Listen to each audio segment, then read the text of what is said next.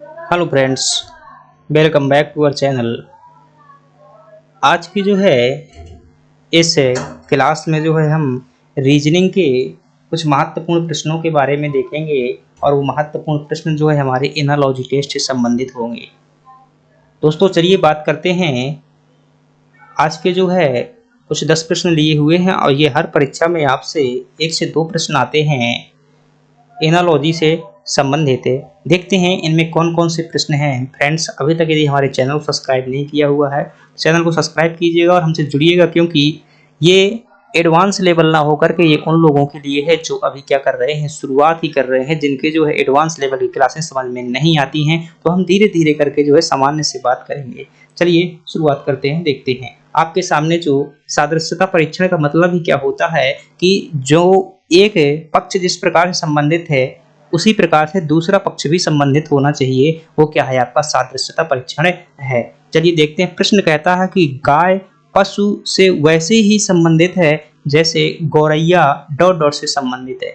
यानी कि इसका कुछ इस प्रकार से अगर इसे मैं एक फॉर्म में व्यक्त करूं कि गाय अनुपाते पशु समानुपाते गौरैया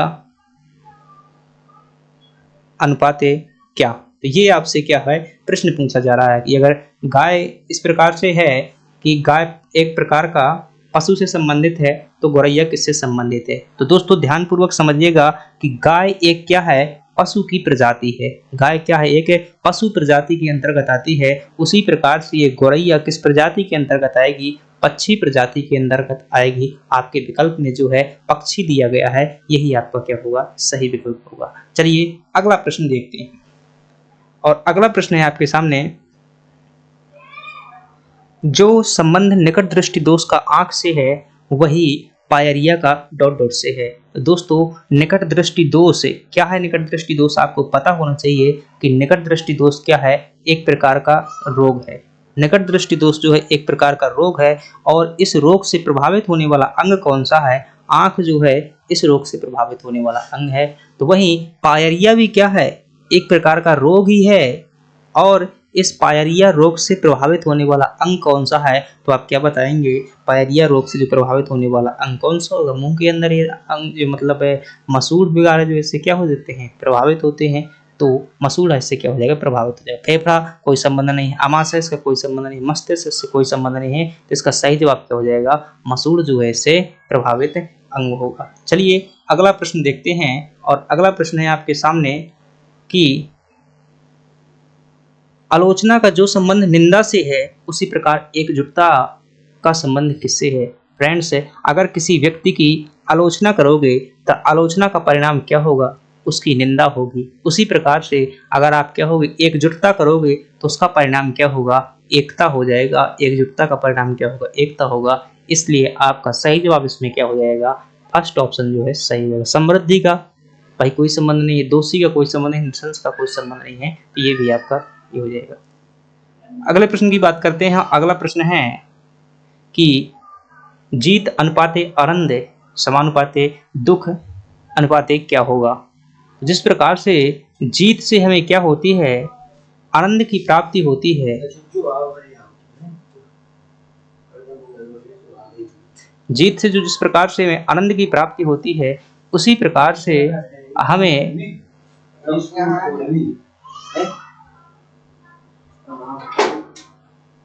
तो जो दुख से है, हमें दुख से क्या प्राप्ति होगी? तो जीत से जिस प्रकार से हमें क्या होता है? आनंद की प्राप्ति होती है, उसी प्रकार से दोस्तों दुख से हमें क्या होती है? निराशा की प्राप्ति होती है। क्या होती है? निराशा की प्राप्ति होती है। अगर निराशा, तो इसका सही जवाब क्या हो जाएगा? दुख से हमें क्या हार नहीं होगा, निराशा इसका क्या हो जाएगा? सही जवाब हो जाएगा। अगले प्रश्न की बात करते हैं। और अगला प्रश्न है हमारे सामने कि पुस्तक जिस प्रकार पेज से संबंधित है उसी प्रकार दीवार से क्या संबंधित है? तो पुस्तक क्या है? एक बड़ी इकाई है। ये क्या है? बड़ी इकाई है पुस्तक है। और पेज क्या है? उसका एक अंश मात्र है। क्या है? एक अंश मात्र है। इसी प्रकार से दीवार क्या है? दीवार जो होती है तो कई सारी ईंटों से मिलकर के बनी होती है। जिस प्रकार से कई सारे पेजों से मिलकर के पुस्तक बनी होती है, उसी प्रकार जो है एक एक ईंट से मिलकर क्या बनती है? दीवार मिलती है। तो इसका संबंध किससे हो जाएगा? ईंट से हो जाएगा। ये आपका सही जवाब होगा। अगले प्रश्न की बात करते हैं और अगला प्रश्न है आपके सामने। अगला प्रश्न है कि ट्रेन ट्रैक पर चलती है तो बताओ बुलेट किस पर चलती है? ट्रेन का संबंध किससे है? जिस प्रकार से ट्रैक से है तो बुलेट का संबंध किससे होगा? फ्रेंड्स, ट्रेन एक प्रकार का क्या है? माध्यम है, मतलब चलने वाली कोई क्या है, वो जगह है, मतलब क्या कहूँ भाई, सामान है कोई। और ये क्या है? एक प्रकार का रास्ता है। ट्रैक जो क्या होती है? ट्रैक बोले तो पटरी। तो ट्रेन किस पर चलती है? पटरी पर चलती है। उसी प्रकार से जो बुलेट होती है तो किस पर चलती है? बंदूक की नार पर चलती है। जैसे ये क्या है भाई, बंदूक कैसे बनाई जाती है? इस प्रकार से, ऐसे मान लो ये ऐसी कुछ भाई बंदूक है, ये ऐसी होती है मान लीजिए। अब जो गोली जहां से चलती है, मतलब गोली मतलब बुलेट, बुलेट जहां से चलती है तो उसे क्या कहते हैं? तो नार तो सब कोई जानता है कि इसके नार कह दिया जाता है, लेकिन ये जो है इसे इंग्लिश के अंदर क्या कह देते हैं? बैरल कह देते हैं। क्या हो जाएगा इसका सही जवाब? तो जो बुलेट जो होती है बैरल पर चलती है, ट्रेन किस पर चलती है? ट्रैक पर चलती है। यही क्या है? सादृश्यता परीक्षण है। अगले प्रश्न की बात करते हैं और अगला प्रश्न है हमारे पास में कि 42:56 तो 110:1 क्या होगा?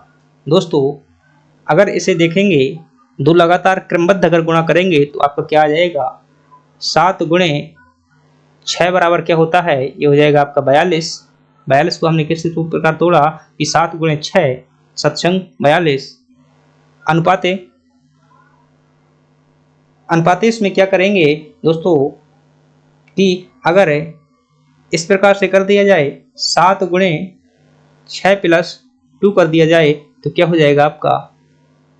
इसे अगर सॉल्व करेंगे तो ये तो हो जाएगा सत्संग 42 का 42। अगर इसे सॉल्व करेंगे तो क्या हो जाएगा? 7 गुणे 8 हो जाएगा। यानी कि इसमें क्या कर दिया है? 6 में जो 2 जोड़ने पर क्या बन रहा है? यहाँ 42 बन रहा है। तो इसी प्रकार से अगर इसका क्रमबद्ध गुणा करेंगे तो क्या होता है? 11 गुणे 10 हो जाएगा। 11 धर्म क्या हो गया? 110। तो जिस प्रकार से अंतिम अंक में यहाँ पर 2 जोड़ा था और फिर गुणा किया था, उसी प्रकार से यहाँ करेंगे कि 11 गुणे और अंतिम अंक पर क्या कर देंगे? 2 जोड़ देंगे। 2 जोड़ देंगे तो क्या हो जाएगा? 11 गुणे 12 हो जाएगा और 12 धम्मा 120 से 12 एकम 12 क्या हो जाएगा आपका? 132 हो जाएगा। तो 132 इसका क्या निकल करके आ रहा है? सही जवाब निकल करके आ रहा है। क्या आपको यह प्रश्न समझ में आया कि पहले ही तो क्या किया? क्रमबद्ध अंकों से गुणा किया, सत्संग 42। और जो अगला ये 56 किस प्रकार से बना हुआ है? क्रमबद्ध गुणा करना ही है, लेकिन क्या कर दिया है? +2 कर दिया। उसी प्रकार से यहाँ जब क्रमबद्ध है गुणा किया तो 11 धर्मा क्या निकला? 110 निकला। और जब अंतिम में जो है 2 जोड़ देंगे तो इसमें क्या बन जाएगा? 11 गुणे 12 बन जाएगा। जब इसका गुणा करेंगे तो क्या निकल करके आएगा आपका? ये निकल करके आ जाएगा। आई होप आपको समझ में आ गया होगा। अगले प्रश्न की बात करते हैं। अगला प्रश्न है हमारे पास है कि 8वां प्रश्न है 3:343 तो 5 क्या होगा? दोस्तों, अगर 3 की घात क्या कर दें? 5 कर दें तो क्या बन रहा है? देखना, 3 गुणे 3 गुणे 3 गुणे 3 गुणे 3 तो 3 3 9, 9 3 27 और 27 गुणे क्या कर दो? 9 कर दो तो क्या निकल करके आएगा? 27 गुणे 9 तो 9 7 63 के 3 हासिल आई 6 और 9 दूना 18, 18 6 24 तो 243 क्या हो रहा है? निकल करके आ रहा है। अगर 3 की घात 5 कर दें, अर्थात 3 में अगर घात 5 लगा दें तो क्या बन रहा है? अगला पद बन रहा है। इसी प्रकार से अगर 5 में क्या कर देंगे? घात 5 लगा देंगे तो यहाँ पर जो पद बनेगा वही हमारा क्या होगा? उत्तर होगा। तो 5 का गुणा कितने बार करना है आपको? 5 बार करना है। 5 गुणे 5 गुणे 5 गुणे 5 तो पहले 3 पद का कर लो और फिर 2 पद का कर लेना। तो 5 25 25 पंचे 125 गुणे 5 25। अब 25 से गुणा पूरा यहाँ कर लो। 25 पंचे 125 हासिल आई आपकी कितनी? 12। 25 दूनी 50, 50 12 62 की 2 हासिल आई कितनी? 6 और 25 एकम 25 25 6 31। तो इसका सही जवाब क्या होगा? 3125 ऑप्शन हमें दिख रहा है। चौथा ऑप्शन क्या हो जाएगा? राइट हो जाएगा। अगले प्रश्न की बात करते हैं और अगला प्रश्न है आपके सामने कि दिया हुआ सेट क्या है कि 269, 278, 296 ये आपके पास क्या दिया हुआ है, एक सेट दिया हुआ है। प्रश्न कह रहा है कि इनमें से कौन इनके समान है, मतलब इसके समान कौन मैच कर रहा है। इसमें अगर दोस्तों देखेंगे कि 269 में कितना ऐड करेंगे, क्या हो जाएगा आपका 78 हो जाए। यदि 9 ऐड कर देंगे इसमें तो क्या हो जाएगा 78 हो जाएगा, प्लस 9 कर देंगे। और आगे जब बढ़ने के लिए 296 हो जाए, कितना ऐड करना पड़ेगा आपको 78, 10 88, 10 98। तो आपको यदि यहाँ पर प्लस 18 कर देंगे, प्लस 18 कर देंगे तो क्या बन जाएगा आपका 296। यानी कि पहले पद पर 9 जोड़ना है, दूसरे पद पर 18 जोड़ना है। अगर वो सही हो रहा है तो आपको वही मिल जाएगा। अगर इसमें 9 ऐड करेंगे तो ठीक है 18 हो जाएगा, लेकिन इसमें 18 ऐड करेंगे तो 36 होगा, 128 नहीं होगा। ये ऑप्शन आपका गलत है। इसमें अगर 9 ऐड करते हैं तो दूसरा ऑप्शन कितना हो जाएगा, ठीक है भाई यहाँ तक सही है। अगर 586 में 18 ऐड करेंगे तो क्या हो जाएगा 86 8 94 होता है। ये ऑप्शन भी क्या हो जाएगा गलत हो जाएगा। अगर 313 में 9 ऐड करते हैं तो 13 9 22, यहाँ तक तो सही है। अब 22 में अगर 18 ऐड करेंगे तो 40 हो जाएगा। ये वाला ऑप्शन आपका सही है। यदि इसमें क्या कर देंगे 9 ऐड करेंगे, इसमें क्या करेंगे प्लस 9 करेंगे, इसमें 313 में 322 हो जाएगा। और जब 322 में क्या करेंगे प्लस 18 करेंगे तो आपका क्या हो जाएगा 340 हो जाएगा। इसलिए आपका तीसरा ऑप्शन क्या है सही है, अर्थात ये वाला जो है इससे मेल खा रहा है। अगले प्रश्न की बात करते हैं। अगला प्रश्न है आपके सामने कि ABC जिस प्रकार से ZY से संबंधित है उसी प्रकार CBA किससे संबंधित होगा, दिए ऑप्शन में। दोस्तों अगर आपने इंग्लिश इनकी कोडिंग डिकोडिंग पढ़ी हुई है तो आपको पता होगा कि A का जो विलोम होता है क्या है Z है, इसी प्रकार B का विलोम क्या है X है, Y है सॉरी, और C का विलोम क्या है आपका X है। तो A का विलोम Z, B का विलोम Y और C का विलोम क्या है X। तो इसी प्रकार से यहाँ पर C का विलोम क्या हो जाएगा, ये C लिखा हुआ था, यहाँ जब आएगा अगला पद है तो C का विलोम आपको क्या लिखना है, यहाँ पर लिखेंगे X।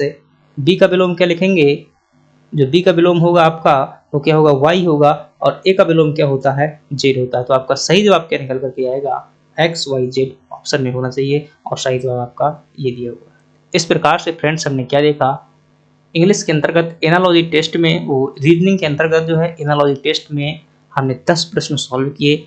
इसी प्रकार से जो हम अगला टॉपिक देखेंगे, अगला टॉपिक जो हम देखेंगे दोस्तों क्लासिफिकेशन से देखेंगे।